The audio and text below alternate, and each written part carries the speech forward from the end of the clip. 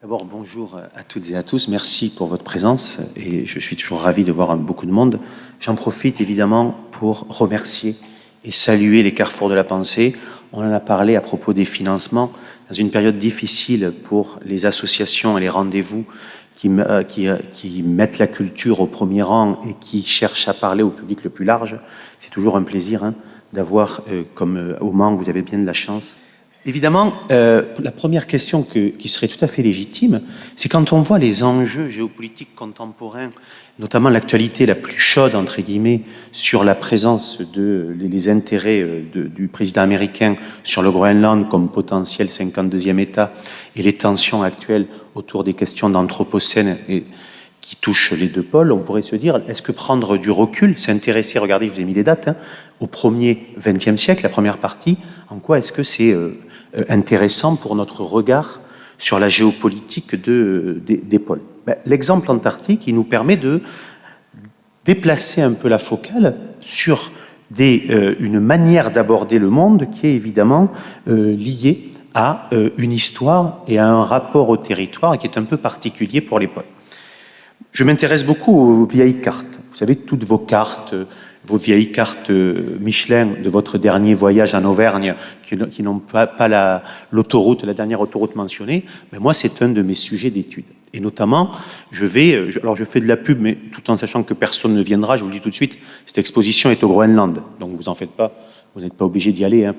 Mais je vais par exemple faire une exposition à Nuuk sur les cartes Inuit et le rapport au territoire. Et évidemment, il y a un regain d'intérêt. Je remercie presque Donald Trump pour ce regain d'intérêt pour le Groenland et les pôles.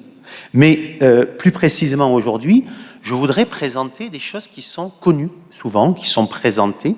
Ici, je vous mets deux cartes parmi les plus classiques que vous trouvez à la fois dans les manuels de géographie dans le secondaire, que vous trouvez dans les illustrations des articles de journaux sur le Groenland, etc. Vous les connaissez certainement. C'est d'une part cette carte très classique d'un continent antarctique avec une multitude de bases scientifiques à l'intérieur, les bases françaises évidemment, parfois pour évoquer les enjeux de l'émergence de la Chine, les bases chinoises très visibles, etc. Et donc c'est une représentation relativement classique. La seconde, vous la connaissez peut-être également, elle est connue, c'est cette forme de camembert un peu, vous savez, où vous avez l'ensemble ici des revendications territoriales autour de l'Antarctique. Bon. Évidemment, en dépit de cette deuxième carte qui indique un intérêt des États pour la région, le fait très souvent que l'Antarctique ne soit peuplé que de scientifiques a tendance à changer le regard que l'on porte là-dessus.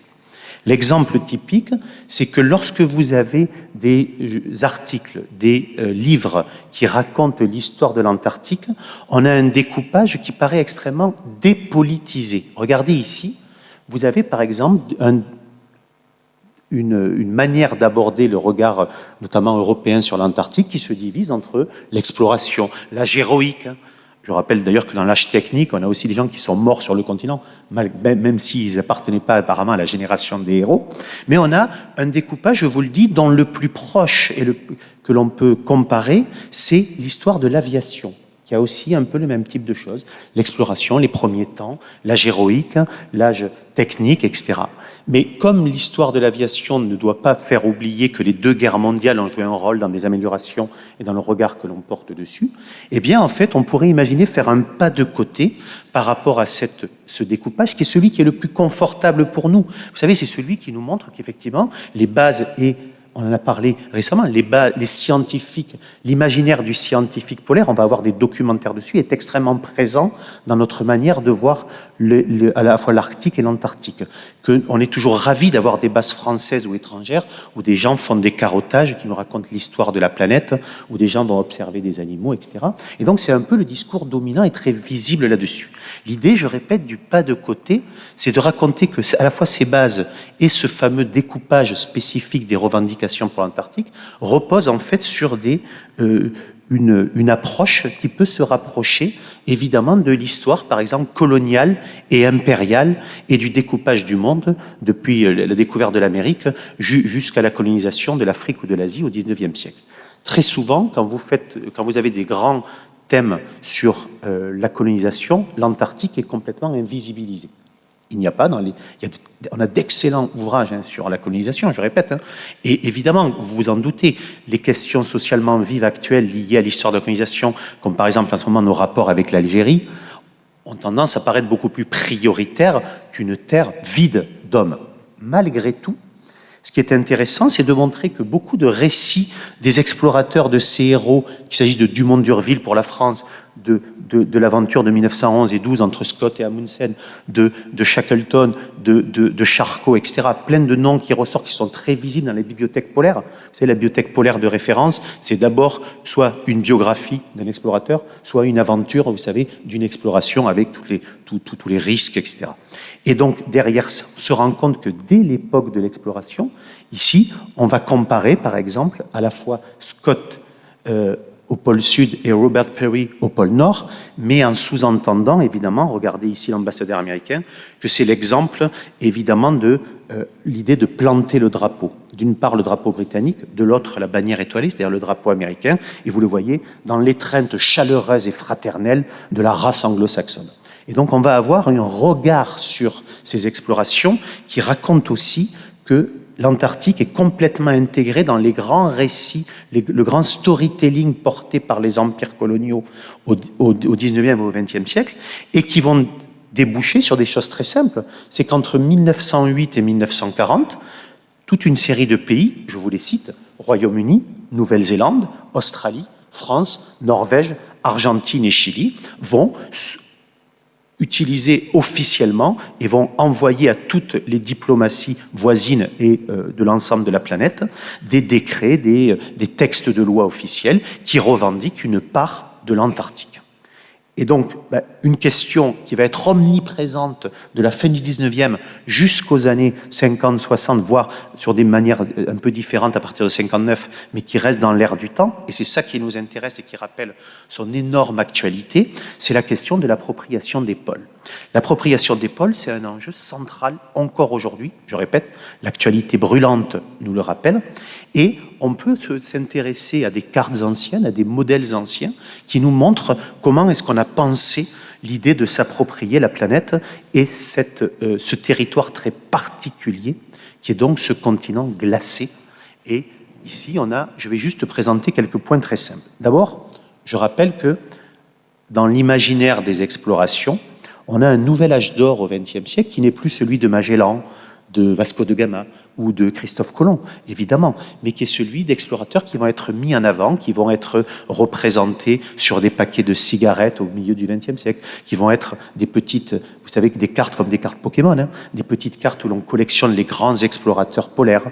Il y a des jeux de plateau aux États-Unis avec l'expédition de Byrd, qui est l'amiral britannique qui va explorer le pôle Sud.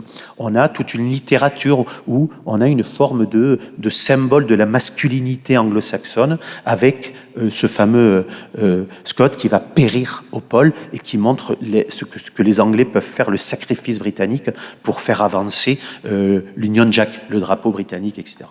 Et on a également, tout simplement, d'abord une terre où finalement, au début du XXe siècle, l'Antarctique est vraiment une terra incognita. Ici, je vous ai entouré l'essentiel, j'en ai oublié un, il doit être là, l'essentiel des terres représentées sur une carte de 1923. Et si je vais un peu plus précisément, regardez, en fait, là, j'ai enlevé les noms. Dans une des meilleures cartes de la période, une des plus précises, vous n'avez environ que 6% du littoral de l'Antarctique qui est cartographié de manière à peu près certaine sur cette carte britannique. L'essentiel des littoraux, ce sont des pointillés, vous les voyez, ou des estimations, et quelques noms qui apparaissent là-dessus. Pourtant, l'Antarctique est ouvert à un horizon global et à des intérêts extrêmement forts. C'est exactement comme aujourd'hui, quand on évoque les enjeux potentiels des terres rares en Ukraine ou des demandes américaines sur le Groenland, c'est-à-dire que l'Antarctique est un nouvel horizon économique très puissant. Je ne l'ai pas mis là d'ailleurs, mais les terres, l'idée, évidemment, ce n'est pas les terres rares pour les portables à l'époque, mais l'idée des ressources minières antarctiques devient un enjeu. On a beaucoup de réunions sur le sujet. On a surtout, en particulier, la baleine. Vous savez, la baleine, c'est comme le cochon. en 1920, tout est bon dans la baleine. Ça va des... vous connaissez évidemment le terme de baleine, les baleines pour les chemises. Avant le plastique, la baleine est vraiment un des grands éléments. Et surtout, avec la Première Guerre mondiale, on se rend compte que la graisse de baleine peut permettre de faire de la nitroglycérine, ce qui a un intérêt, vous vous en doutez, relativement important entre 1914 et 1918.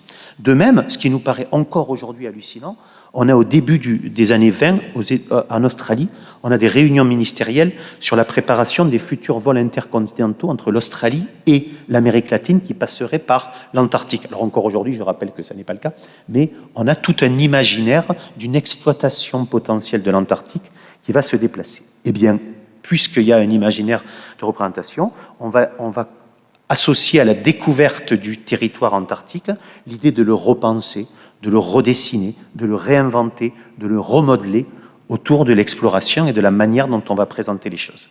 Et donc, typiquement, on a énormément de problématiques qui vont apparaître pour les nations qui s'intéressent à l'Antarctique. La première, c'est que à partir de la matrice coloniale, notamment des grands congrès de partage de l'Afrique de la fin du 19e, il y a une sorte de modus vivendi entre les puissances européennes qui dit, voilà, si vous voulez revendiquer une terre, il faut qu'il y ait au moins une forme de pouvoir administratif. Par exemple, vous avez un pouvoir administratif qui est à Saint-Louis ou à Dakar, au Sénégal, qui va appuyer la revendication coloniale de la France pour l'ensemble du Sénégal.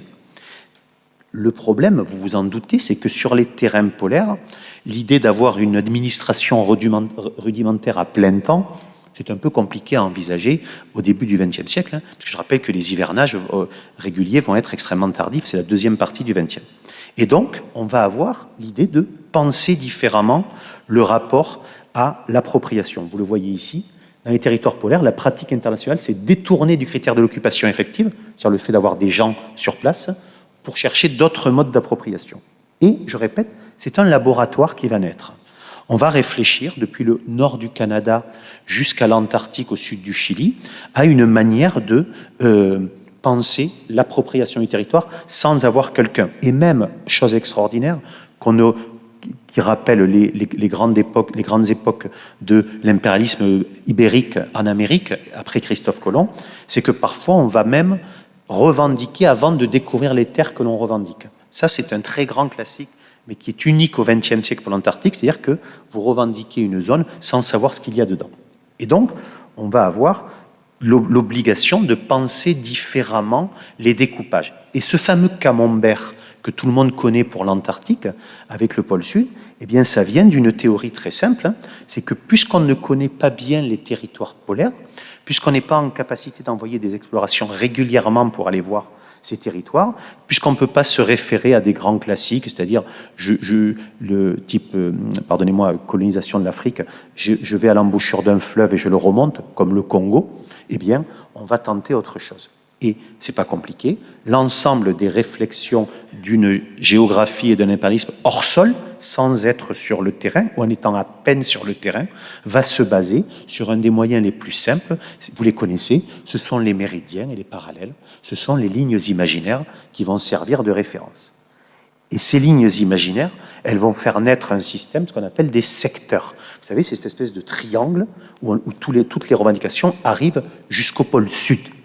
Et donc, ce qui est intéressant, évidemment, c'est que c'est l'occasion de réfléchir à la manière dont on va chercher ce modèle. D'où vient ce modèle? C'est pas compliqué. On va s'intéresser à l'Arctique.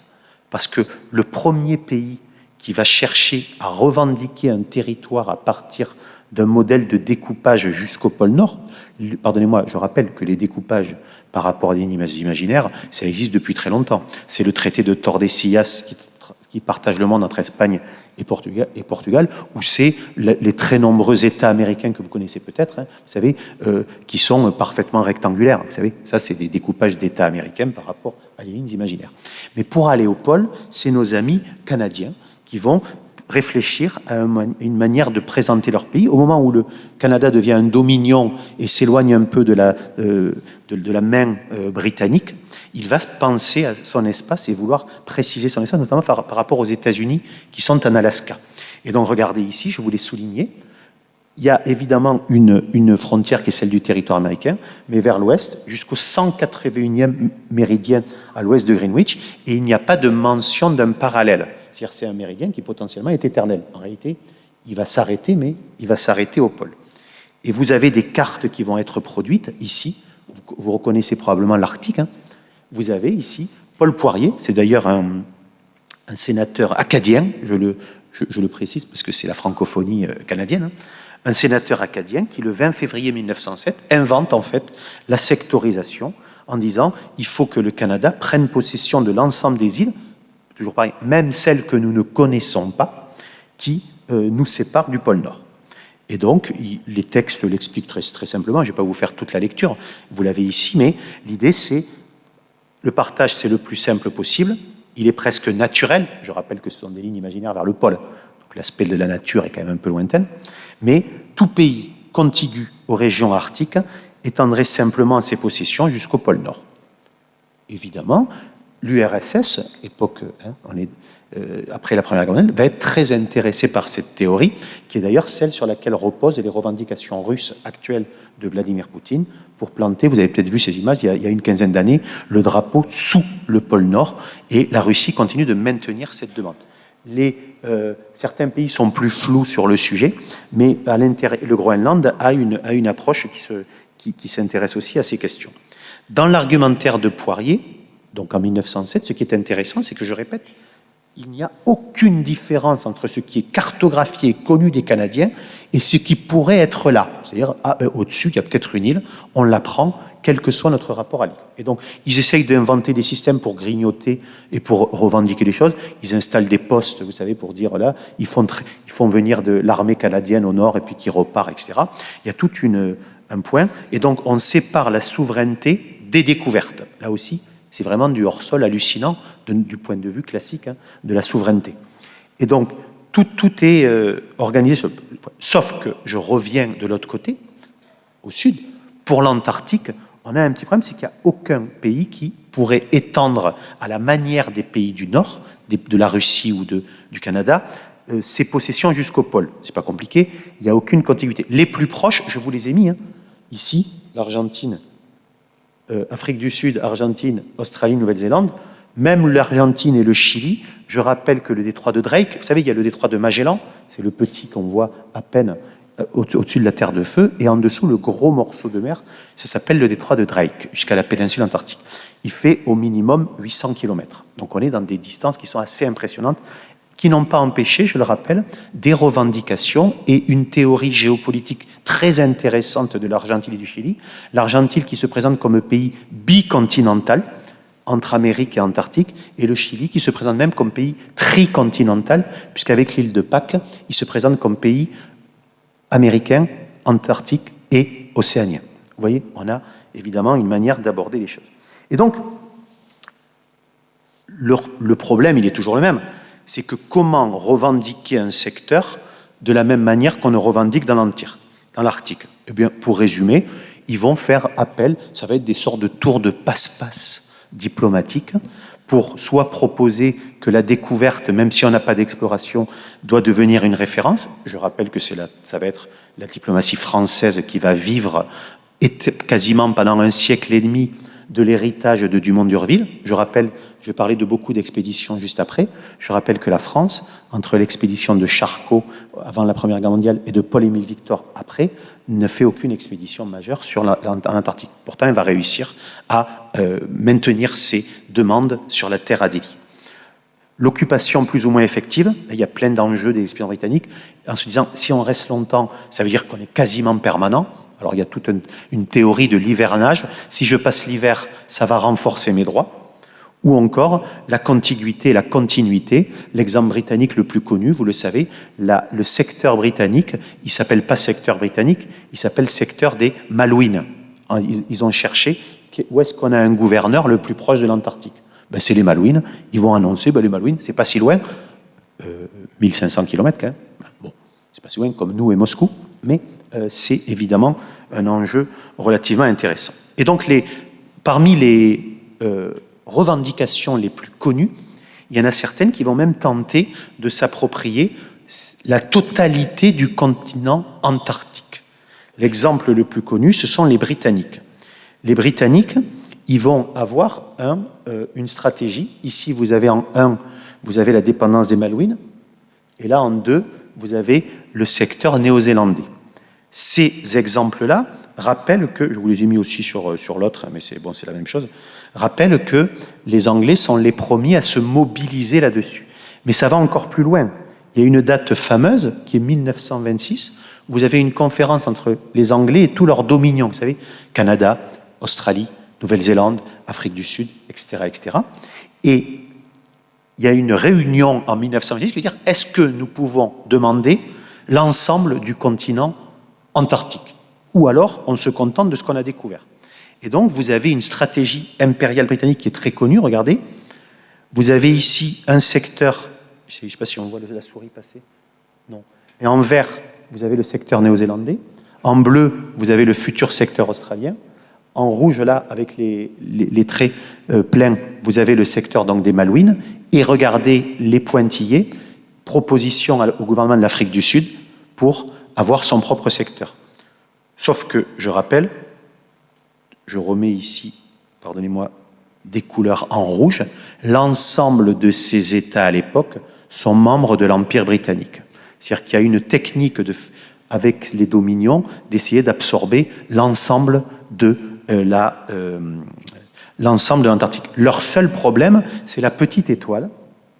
C'est le fait qu'un jour, des Français ont débarqué et se sont évidemment intéressés et ont une revendication potentielle sur l'Antarctique. Et donc, face à ça, on va avoir des tentatives de mobilisation de plein de moyens pour essayer, notamment à travers les cartes, pour essayer de revendiquer des morceaux. Je vous donne quelques exemples. Première idée, on va avoir la communication de ce type de carte auprès des autres pays pour dire, regardez, c'est notre carte de l'Antarctique. Première info, elle est orientée, elle est construite pour mettre, regardez, l'Australie et la Nouvelle-Zélande dedans. Alors que ça ne serait pas naturel, vu comment exprès pour que des territoires britanniques soient présents. Deuxièmement, hormis la Terre Adélie que j'ai où je l'ai mis en noir, l'ensemble des termes utilisés sont tous des termes des découvertes britanniques, pour donner l'impression qu'on est tout à fait légitime à s'emparer de ce territoire. De la même manière, on a des techniques aussi originales, d'où mon mot capillotracté, vous savez, tiré par les cheveux. Vous avez ici, regardez, l'Australie qui va revendiquer un territoire en utilisant des cartes dans sa presse qui sont hallucinantes. La Terre Adélie paraît plus près de Sydney que l'autre côté de l'Australie. Je rappelle que dans la réalité, si on respectait les distances, tout simplement, hein, l'échelle, le pôle sud serait là. Il le remonte, c'est ça qui est évident, il le remonte pour donner l'impression qu'il est tout à fait naturel, finalement, que l'Australie ait son morceau de Terre Adélie plutôt que les Français. Donc vous voyez, il y a tout un enjeu, il y a donc des choix qui sont faits, on crée des arguments scientifiques, d'où la science au service du politique et de l'appropriation, énormément d'expéditions scientifiques, je répète, très intéressantes pour les sciences, passionnantes pour les avancées de la connaissance des milieux polaires, sont en fait pensées de A à Z pour associer la revendication. L'exemple le plus connu, c'est les expéditions à nouveau britanniques et australiennes. C'est-à-dire, je fais des expéditions, je montre que je connais et que je cartographie le territoire, donc je suis en droit de le réclamer. Et donc, toute l'histoire de la science polaire, c'est une histoire politique.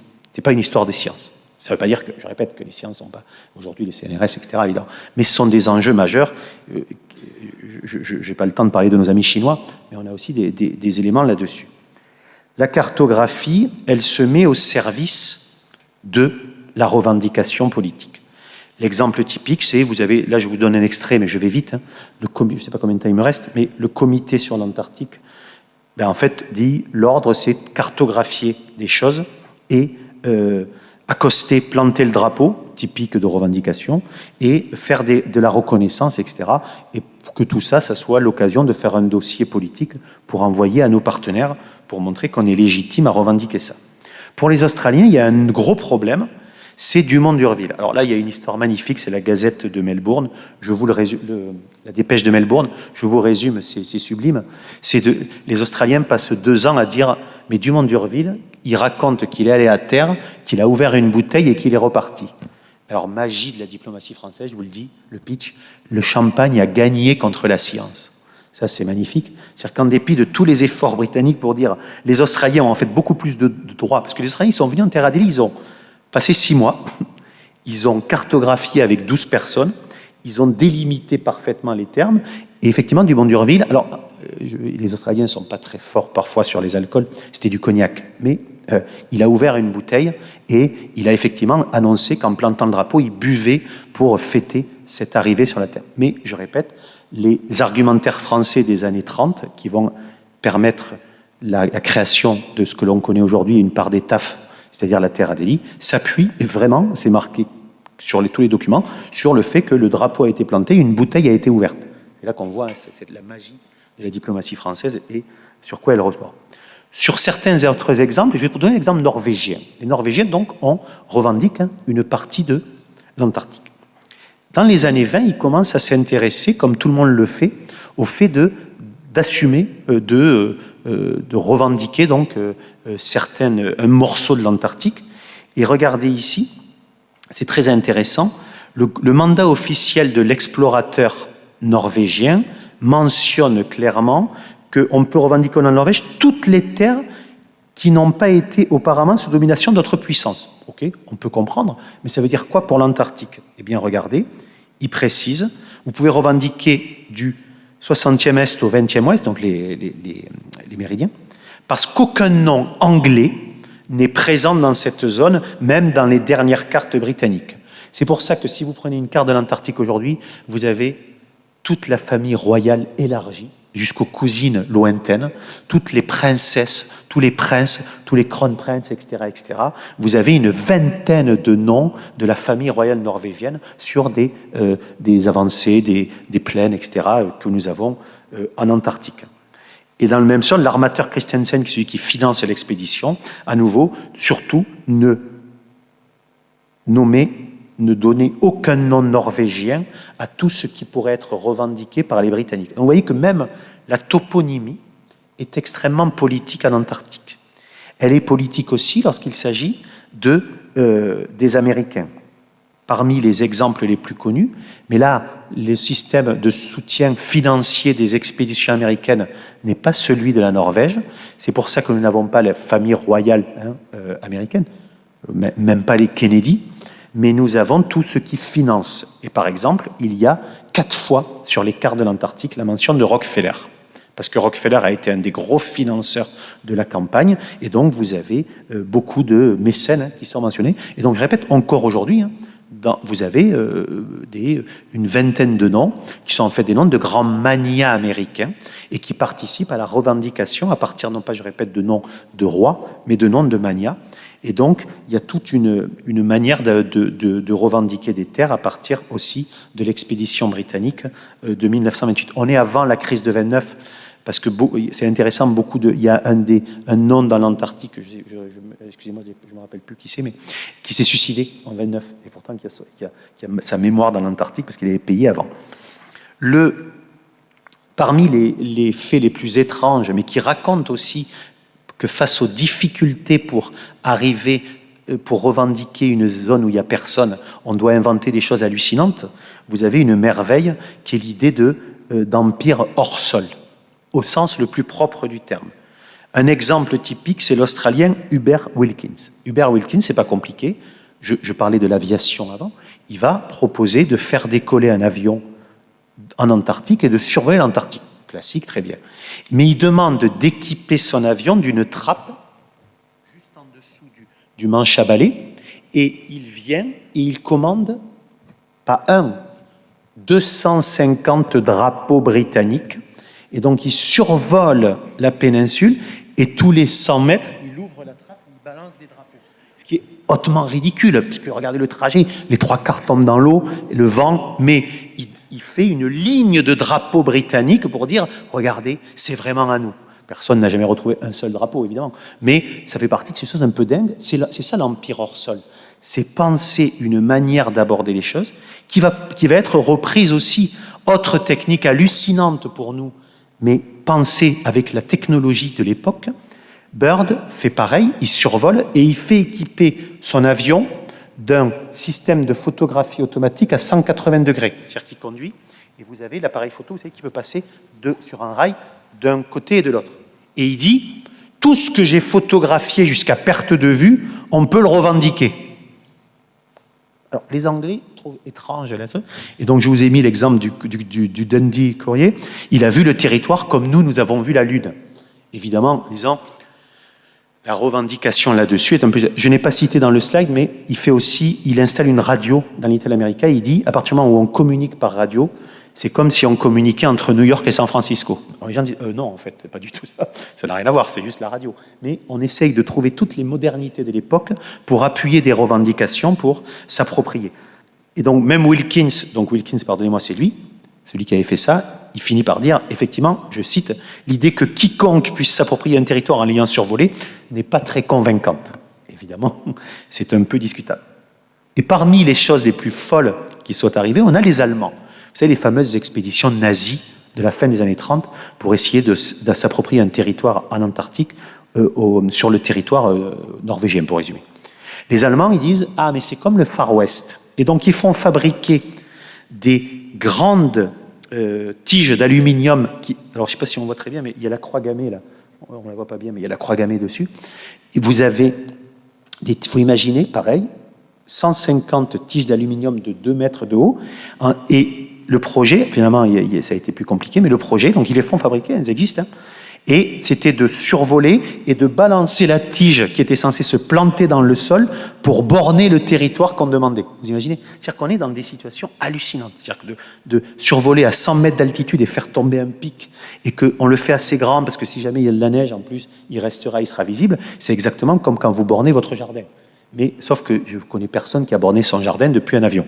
Eh bien, vous avez des enjeux qui nous racontent qu'il y a énormément de techniques, de possibilités, de projets qui nous paraissent aujourd'hui particulièrement étranges, mais qui résument, je répète, les problématiques de l'époque, de la manière de s'approprier le territoire. Je termine avec le cas français, parce qu'évidemment, je n'en ai pas beaucoup parlé, parce que la France n'a pas fait grand-chose. Pour résumer, en 1908, s'ouvre aux archives diplomatiques de la Courneuve, les archives du Quai d'Orsay, un dossier antarctique. La première lettre du dossier antarctique, je n'ai pas mis la photo, mais je l'ai quelque part, c'est le Foreign Office nous informe pour nous demander est-ce que nous revendiquons toujours la terre Adélie. Question du secrétariat dit on a déjà revendiqué la terre Adélie. Comme les Anglais nous l'ont dit, ben on va le faire. Et donc vous avez tout un topo qui veut dire c'est où la terre Adélie. Donc vous avez des réunions pour dire c'est où, c'est quoi exactement. Après il dit est-ce qu'on a une bibliothèque polaire. C'est la France, hein, vous savez, donc c'est toujours oui, on a un magnifique récit de voyage, on va le mettre pour revendiquer. Et donc vous avez pendant 10 ans des gens qui disent ah ben oui, on va revendiquer, il faut faire une expédition. Elle ne vient jamais. Les Australiens disent nous voulons prendre une part. C'est pour ça que la terre Adélie, c'est un coin au milieu du territoire australien. Et donc toute la négociation va se faire jusqu'à, regardez, ça je l'aime beaucoup, elle est aux archives du Quai d'Orsay. C'est la première carte, celle-ci vous ne la verrez pas beaucoup, je n'ai pas encore fait de truc dessus. C'est la première carte officielle de la terre Adélie. C'est-à-dire c'est ce qui est tracé par le cartographe officiel du Quai d'Orsay pour dire en fait c'est ça notre morceau au milieu du secteur australien, et c'est encore aujourd'hui le cas. C'est la revendication de base. Et en 1938, on revendique, et les journaux français sont ravis, pour dire, regardez, sans coup férir, la France vient de conquérir 400 000 km². Évidemment, c'est simplement la signature du décret officiel qui va être rattachée à, là aussi, on cherche un endroit proche, France coloniale, c'est Madagascar. Madagascar, alors c'est proche, 5000 bornes, mais c'est le plus proche. Donc c'est le gouverneur de Madagascar qui officiellement gère la terre Adélie. Et donc vous l'avez ici, en dessous, terre Adélie, vous voyez tout. Et il y a beaucoup de journaux qui montrent les comparaisons. Regardez comme c'est grand tout ce qu'on a, etc., par rapport à la France. Bon, il y a plein de choses comme ça. Sauf que, évidemment, cette idée de partage impérial, avant même 1959, va être critiquée. Deux choses là-dessus. La première, c'est ça vient des nations américaines, avec l'exemple états-unien, mais également avec les Chiliens et les Argentins qui sont, vous l'avez peut-être vu sur la carte que j'ai montrée, vous savez, il y a les secteurs anglais, chiliens et argentins se chevauchent. Je ne sais pas si on le voit bien. Et potentiellement la revendication potentielle brésilienne, etc. Il y a un chevauchement. Et donc, les États américains vont dire, mais en fait, la péninsule, c'est le prolongement de l'Amérique. Qui n'est pas faux sur l'idée d'hémisphère américain, mais pas parfaite dans l'imaginaire continental. Et ils vont dire, les Américains vont dire, ben, il faut une doctrine Monroe pour l'Antarctique, notre morceau d'Antarctique. Et donc les Chiliens vont revendiquer ça, je répète, c'est la base de la politique actuelle de tricontinentalité, donc Chili, et de bicontinentalité Argentine.